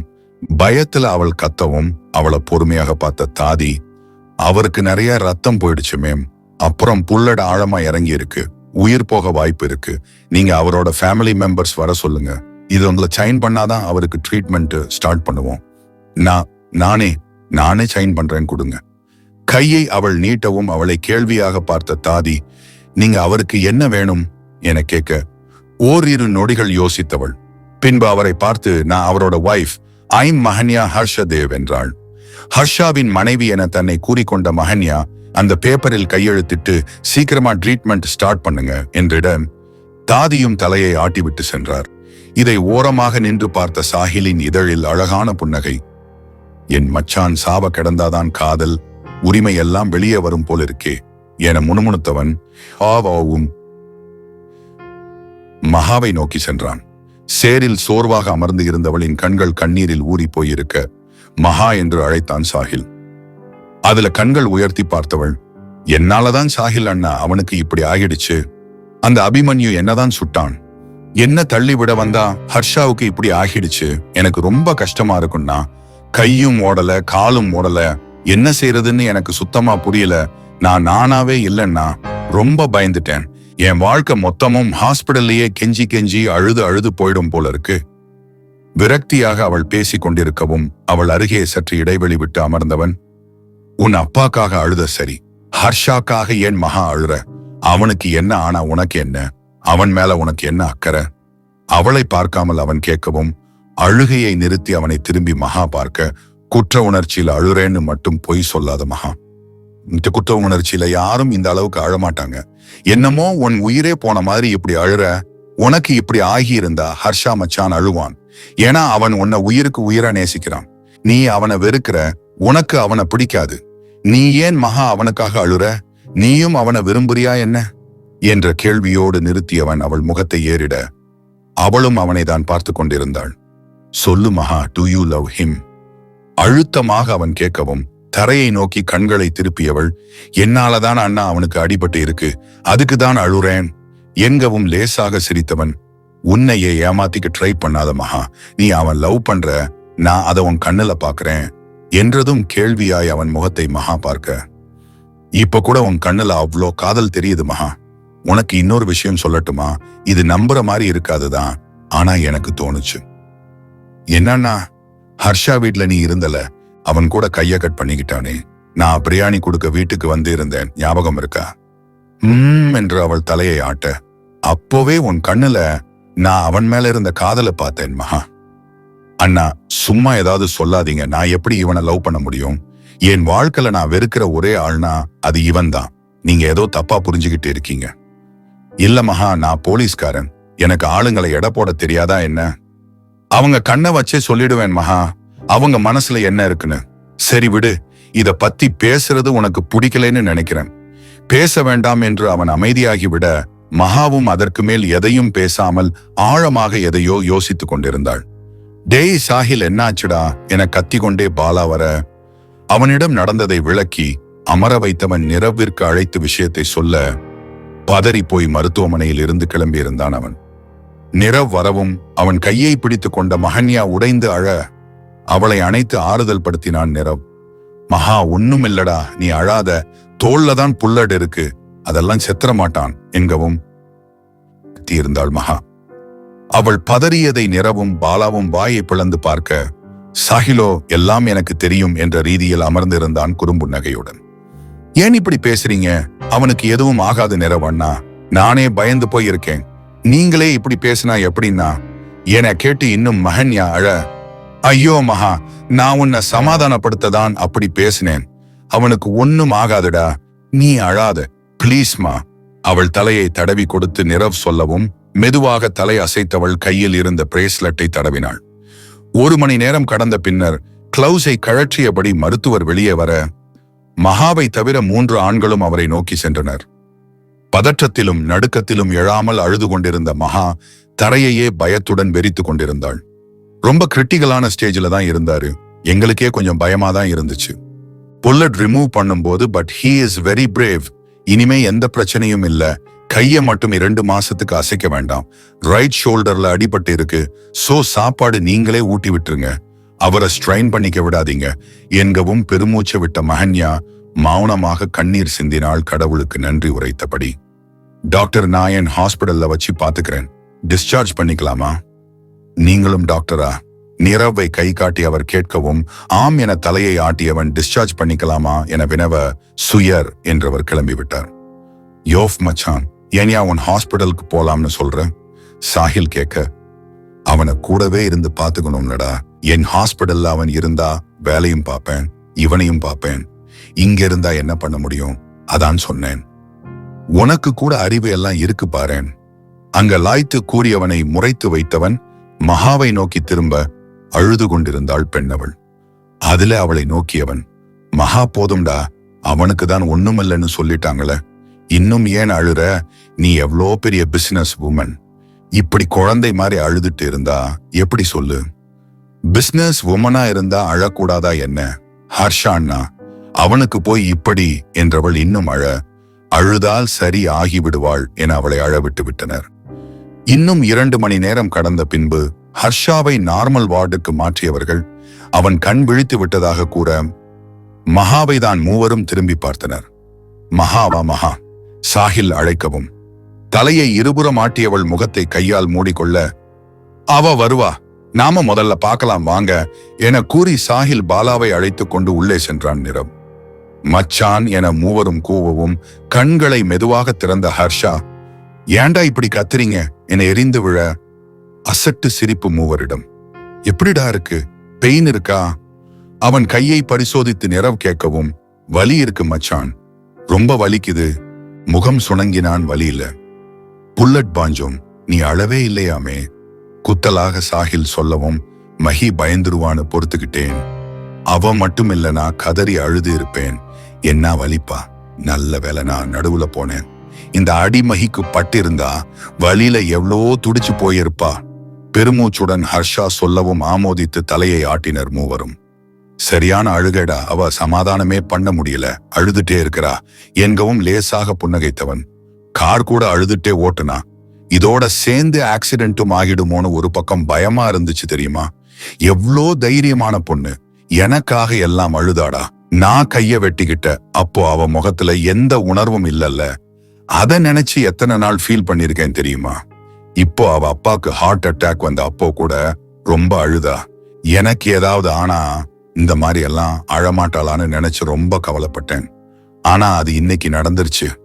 நிறைவான புன்னகையுடன் கூறியவனை சாஹிலும் நிறவும் இதழ் விரித்து பார்க்க பாலா மட்டும் முறைத்து வைத்தான். ஏண்டா ஒரு பொண்ணு உனக்காக அழுதா, நீ சந்தோஷப்படுவியா?